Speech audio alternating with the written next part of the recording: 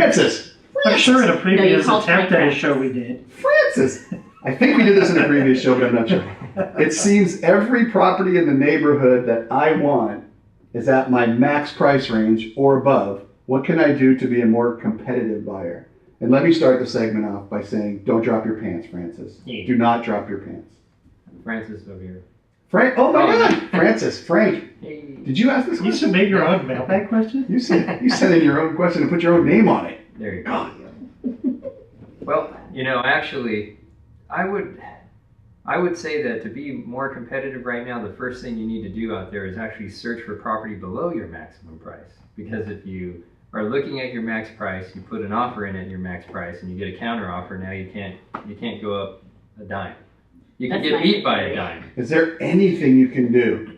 Well, Yeah, fire your agent because they gave you bad advice. Yeah. If they're even showing you properties, There's the key. yeah, if they're even Why would showing you- you the Why would they properties, show you a they're a property? yes man, fire Yeah. them. It's amazing how often that happens. Yeah. That's It's insane. just horrible Like, though. it's Don't so show often. them the property It's the because worst they thing get you all can do to emotionally your- attached It's the worst to it. thing you could do to your client. well, there are options, And but the lender. obviously And the your lender. your buyer has to be truly qualified above, well, not above and beyond, but they have to have some cash in the bank, basically. You can not ask for closing costs. Some people do ask for closing costs. I think you said that you had a buyer that just got $8 I have grand somebody back closing costs. next week. I got 8 I'm very surprised that a seller was So giving funny. 8 grand closing costs back. But that eats into the seller's bottom line. Okay, so if you can pay your own closing costs, you're in better shape. Maybe if you can waive the termite work, that could cost a coin for the seller. It all starts to add up. Although I would Because ask for the You like termites in your new home? no, but you can get your You're own willing to termite accept that company. risk on your own. You can you're get willing your to own- absorb Accept that the risk. termite risk. You can Right. but do ask for the report at least so you know what you're walking They do. into. Sure. What I see often is they'll get the report, Yeah. but it have no mention whatsoever on the contract anywhere. Because as a lender, I hate seeing the termite report on my contract anywhere mentioned or my escrow instructions. But Yeah. I think the simple answer to this is you've got a horrible real estate agent. well, because this is the Seriously. worst, and Elisa says this. I can't tell you how many times we get real estate agents calling up or borrowers calling up and saying, "I see this home that I really, really love. Can I qualify for $5,000 more?" And the answer is always no. If you I qualify for told you what you could qualify $5,000 for. more, we would have already. We're not qualifying you for the house you're going to buy. We're qualifying you for the house you can afford.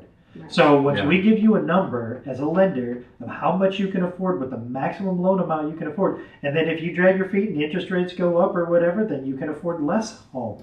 So leave yourself some room. Do your best not to fall out of that neighborhood you want and have the bed and bath count you want and all those necessities. But if you can look at quite a few thousand below your max price, Yeah. then obviously when you get that counter, you're the one that's going to blow the other buyers out of the way. Last word on this for Elisa.